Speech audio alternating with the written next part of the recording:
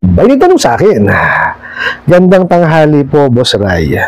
May tatanong lang po sana ako. Nakaka-nervyos po kasi ako kahapon pa. Di po ako mapakali sa takot. May tumawag po sa akin na pulis na may bench warrant daw po ako. Kaya po, nagbigay siya sa akin ng number para kausapin ko po yung complainant, yung attorney. Tapos po, ang sabi sa akin, bakit ngayon lang daw po ako tumawag? Huli na daw.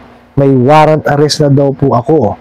Kung gusto ko daw pong hingin yung clearance ko, magbayad po ako ng 27,000. Binigay po nila kung paano ang payment sa GCash. Bills, loans, pati wala naman po akong pera. Ganun kalaki.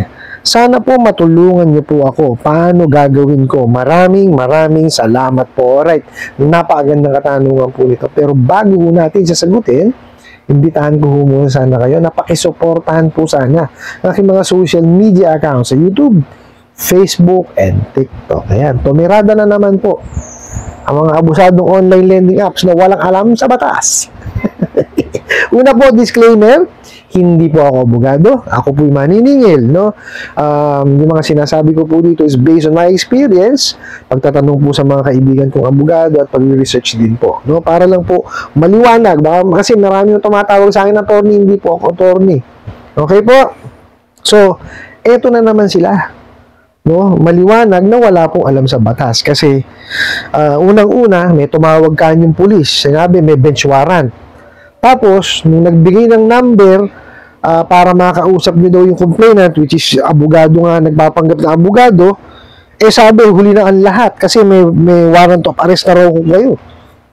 Tapos, may kikill factor pa dahil para daw mahingi yung clearance, may bayad pa na 27,000 na talaga namang matindi. Di po ba? So, ngayon, sasagutin ho natin to, no? Para ho, at least, alam nyo yung gagawin po ninyo. Kumbaga, magkakaroon kayo ng idea, no, kung ano ba yung bench warrant, ano ba yung warrant of arrest, may pagkakaiba ba sila, kailangan ba silang katakutan, tama ba na tumatawag yung pulis, no? Yung mga ganong factor po. Okay? Simulan po natin, no? Una po, sabi nyo, may nervous na kayo. Okay? Doon muna tayo. Ito ho ang una nyong tatanggalin sa inyo. Kung kayo ho hindi pa handa, no, na mabasa yung mensahe, no, huwag niyo munang basahin, isang tabi niyo muna. Ihandaan niyo muna yung sarili po ninyo kasi ito po ang iniiwasan natin. Yung magkaroon kayo ng anxiety, depression, emotional stress. Kasi ito yung mga sakit na hindi ho naggumagaling yan. No, may mga tao po na hindi nakaka-recover dun sa mga ganyang klase ng mga sakit. No? Although yes, curable siya in a way, pero bumabalik-balik ko kasi yan pag gaya na pabayaan. No? Kaya nga sabi ko sa inyo, may mga tao hindi nakaka-recover dyan. Yun ho iniiwasan natin dito. Okay po, tuloy po natin. Sabi niya po may tumawag na pulis na meron na raw po kayong bench warrant. Okay. Tapos po, nagbigay ng number para kausapin yung complainant, no? Ang sabi nga nung complainant na nagpanggap na abogado, huli na yung lahat at tas may parang pangkikigil pa rito na para daw mahingi yung clearance, kailangan magbayad ng 27,000. Okay, kasi nga daw may warrant of arrest. Okay. Ito po muna. Ano po ba ang bench warrant para maintindihan natin? Okay. A bench warrant is a type of warrant issued by a judge or a court. Unlike search or arrest warrant, which are usually requested by law enforcement agencies based on probable cause, bench warrant are issued directly by the court, typically when an individual 1. Fails to appear in court after being ordered to do so. 2. Fail to comply with a court order, such as paying a fine or complying with bail conditions. 3. Fail to appear after receiving a subpoena to provide testimony or evidence. Under Philippine law, the issuance of bench warrant is a direct exercise of the court's contempt powers when a person disregards or disobey a court order, whether by failing to appear, testify, or comply with any directive of the court. The judge can issue a bench warrant to compel the individual to fulfill their obligation under the law. O, napakaliwanag po. Okay? Ang bench warrant is issued by a judge, no? Yung judge po or the court, no? Pagka po meron kayong sinuway sa kautusan po no ng korte, no? Unlike po yung ito difference ng warrant of arrest, kasi yung warrant of arrest po, ito po yung request ng mga law enforcement agencies po natin pag nakakita po sila ng probable cause. So napakaliwanag po. Di po ba? So bakit kayo magkakaroon ng bench warrant? Meron na ho ba na naisampang kaso sa inyo? Or meron na ho ba kayo na-receive na subpoena na hindi nyo pinuntahan? Napunta na ho ba kayo sa korte at meron kayo hindi sununod? Yun po ang sinasabi po dito. So maliwanag na wala hong ganoon. Tsaka in the first place po, bakit po kayo tatawagan ng pulis? No? Para po sabihin na may bench warrant kayo. Di po ba? So ibig sabihin, hindi natakot lamang kayo. Oh, tsaka hindi pa nga hindi pa nga tugma doon sa yung mensahe nila eh. Kasi sa una, may bench warrant. 'Di ba? Pulis ang nagsabi. Nung abogado na nakausap niyo, warrant of arrest na. Ano ba talaga? Which is yung dalawa na yung magkaiba. Oh, so mali na kagad yung nakalagay na mensahe or yung ginawa sa inyo doon sa tumawag sa inyong pulis at yung tinawagan yung abogado. Di po ba? So contradicting na kagad eh. Di po ba? So, huwag niyo siyang paniniwalaan. Okay? Pumunta ho tayo doon sa isa pa. Okay? Kasi, sabi ho nung abogado, no, na huli ng lahat kasi may warrant of arrest na raw. So, para daw ho maklear kayo, magbayad daw ho kayo ng 27,000. Kalukuhan ng malaki yan. Okay?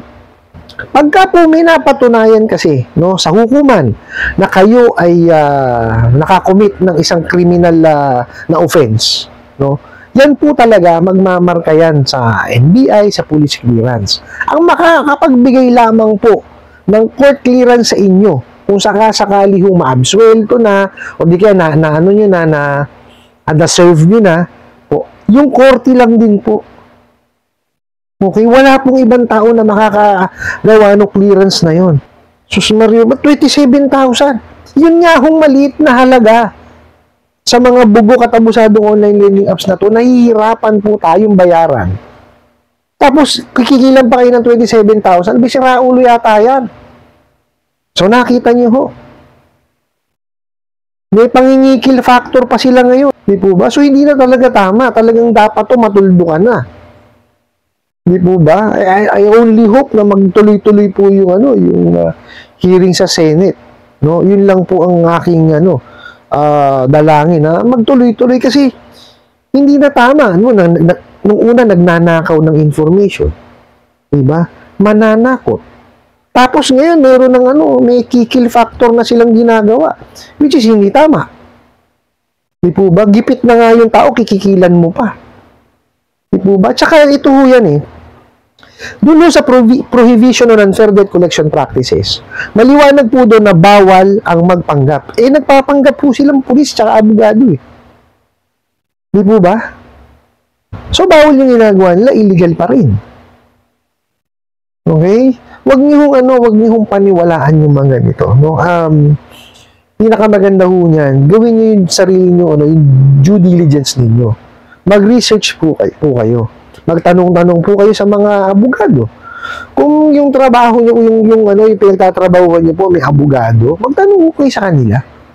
Tapos sa mga notary public, kung may mga makipagkwentuhan kayo, tanong-tanong lang, di po ba? O di kaya sa PAW, pumunta kayo. Mas mainam po yung may alam. Or, meron nandiyan na rin naman po si Google, pero I do not suggest kasi na, kagaya niya sa batas kasi yan, no? Na i-google mo lang lahat. Kasi, mahirap naman baka mamaya may maling sabihin sa iyo sa Google eh. May important, ang pinakamaganda ho niyan, talagang dun ho tayo sa mga tao na, na makakasagot, which is abogado. Importante ho na na maintindihan ninyo at malaman po ninyo kung ano man yung pinadadala sa inyo. Iba ho ang may alam eh. So, ang payo ko lang sa inyo rito, isang tabi nyo lang muna kasi pawang kalokohan eh. Di po ba yung ginagawa sa inyong pagtawag o di ba? At bukod dun ho, simultaneously, pag-ipunan nyo siya. Okay? Tapos, bayaran nyo na lang para matapos na yung mga kalokohan yung mga bugok at busado online lending apps. Kasi, hindi naman talaga kayo titigilan yan. Yun ho ang bitter truth eh. Pero ang hiniram mo, ang kapalit, sisirain ang, ang kredibilidad mo. Yun ang masakit yan. Tatakutin ka, iaharas ka, hanggang sa magkaroon ka ng sakit na anxiety at depression. No? Which is yun po yung ginagawa natin dito. Iniiwasan po natin yun. Kasi, unang-una, napakahirap pong pagalingin yan. No, may gumagaling, tapos may bumabalik. No, yun ho, mahirap yan. Tapos, ang masakit dyan, may ibang tao na hindi nakaka-recover. No, kaya ho ako, lagi ko sinasabi sa inyo, kung hindi naman talaga kailangan, wag ho kayong manghihiram. Pero kung kailangan, subukan nyo sa mga bangko, sa mga lending at financing. No? Tapos, pagka yung sasabihin, within 5 minutes, i-disburse pera ninyo, ay, sus Mario, matakot na ho kayo ron. No? Kasi there's no such thing as a complete credit investigation or verification within 5 minutes or less than 5 minutes. Wala hong ganun. Hindi pa nag-i-exist yun. Kalokohan yun. Kailangan ho kasi malaman muna nung nagpapahiram kung ikaw ba'y mentally and financially handa ka na. Yun po ang importante. I hope nasagot ko po itong katanungan na to at sana po ay makatulong. Maraming salamat po sa inyong walang sawang pagsuporta at panonood sa aking mga videos. Maraming salamat po sa inyong pag-like, pag-share, pag-comment at pagtatanong. And kunin ko na rin po itong opportunity na to na imbitahan po sana kayo na pakisuportahan po sana ang aking mga social media accounts sa YouTube, Facebook, and TikTok. Hanggang sa muli po. Yun lang.